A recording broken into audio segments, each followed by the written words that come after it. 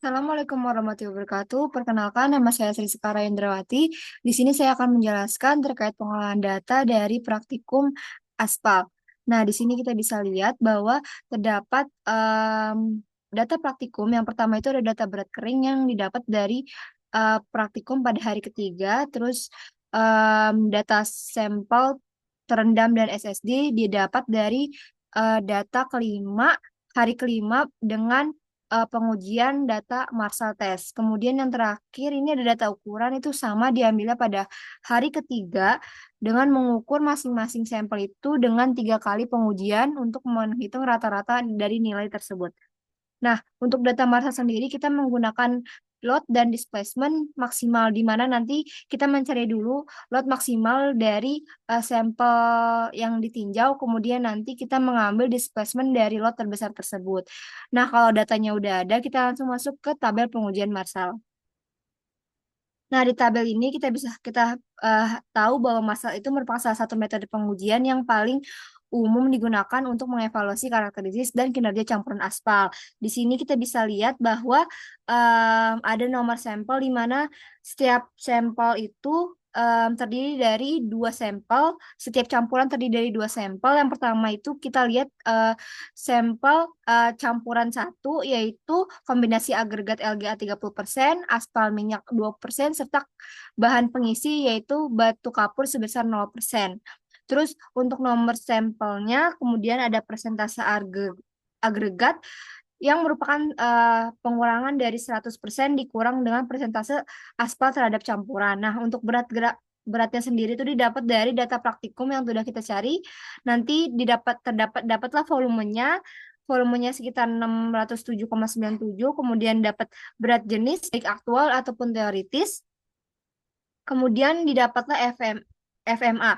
FMA sendiri itu merupakan volume rongga, rongga antara butiran agregat termasuk aspal efektif dan rongga udara.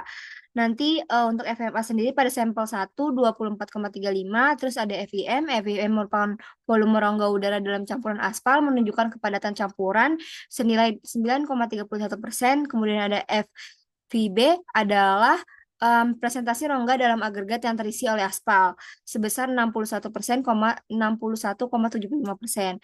Nah, nanti dari sini kita bisa lihat bahwa lot yang tadi kita didapat dari pengujian tes Marshall sendiri itu merupakan pembacaan analogi dari stability-nya.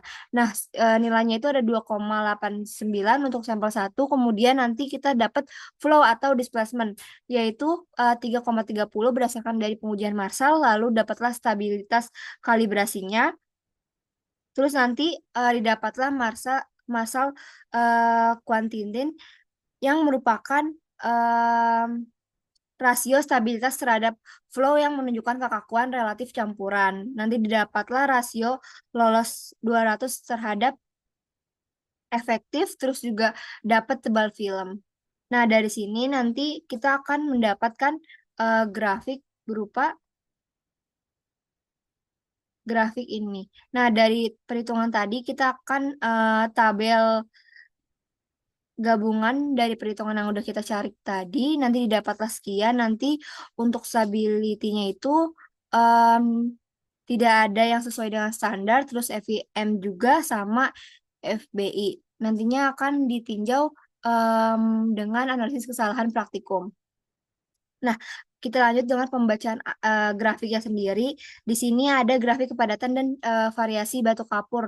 Grafik ini tuh menunjukkan bahwa penambahan makro kapur pada 8% memberikan kepadatan campuran aspal yang paling optimal mencapai 1,96965. Kemudian untuk grafik stability defense Caspar kadar aspal sendiri itu stabilitas campuran mencapai puncak pada makro kapur sekitar 7%. Hal ini tuh adanya peningkatan stabilitas, nilai ini masih jauh di bawah standar minimum yang disyaratkan SNI. Yang diartikan campuran ini belum cukup kuat untuk menahan beban lalu lintas berat dan perlu modifikasi lebih lanjut untuk meningkatkan kekuatan strukturnya. Terus em, untuk pelelehan grafik flow dan kadar aspal sendiri em, dapat dilihat pada 7% makro kapur, flow melebihi batas ideal, yaitu 2 sampai 4 mm, menandakan campuran ini terlalu lunak dan berpotensi mengalami deformasi permanen di lapangan yang menunjukkan bahwa penambahan makro kapur harus di bawah 7% untuk menjaga fleksibilitas yang optimal. Terus untuk grafik FIM dan phase kadar aspal sendiri, seluruh variasi makro yang menghasilkan nilai FIM sangat tinggi, jauh di atas idealnya yaitu 3 sampai 5,5%.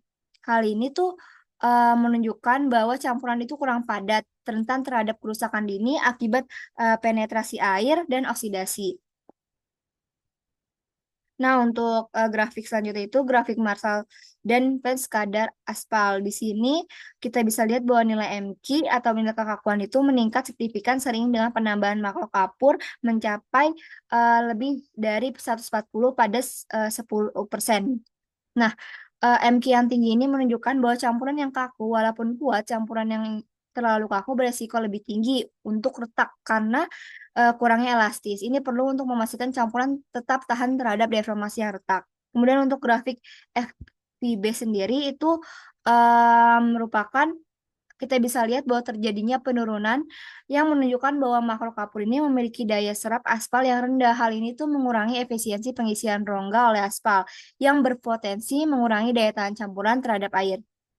Nah, untuk grafik selanjutnya itu grafik FMA dan kadar aspal. Di sini kita bisa lihat bahwa semua nilai FMA berada jauh di atas standar minimum sekitar 15%, berkisar antara 20 sampai 25%. Hal ini tuh bisa dijelaskan bahwa FMA yang tinggi itu menunjukkan ruang yang cukup untuk aspal, namun tidak terlalu tinggi tanpa pengisian aspal yang optimal. Justru dapat mengindikasikan masalah gradasi agregat atau segregasi material yang bisa menyebabkan retak dini. Kemudian untuk yang terakhir adalah grafik persentase lolos 200 spans kadar aspal. Di sini bisa lihat bahwa nilai film aspal efektif ketebalan lapisan aspal itu sangat konsisten, sekitar 0,7 sampai 0,72 untuk semua variasi dan berada pada rentan yang aman. Ini menunjukkan bahwa rasio antara partikel halus dan aspal efektif itu terkontrol dan baik dalam formulasi campuran terlepas dari variasi makro kapur. Ini adalah eh, iden- indikator bahwa positif untuk kualitas lapisan pelindungan agregat. Di sini kita bisa lihat bahwa bar chart penentuan KO berat 30%, eh, kadar di sini ada kadar aspal. Di sini kita bisa lihat bahwa kadar aspal optimum itu berada di 8,9 dan kadar kapur optimum itu berada pada 5%. Mungkin itu aja presentasi dari saya. Bila ada salah kata, mohon maaf. Wassalamualaikum warahmatullahi wabarakatuh.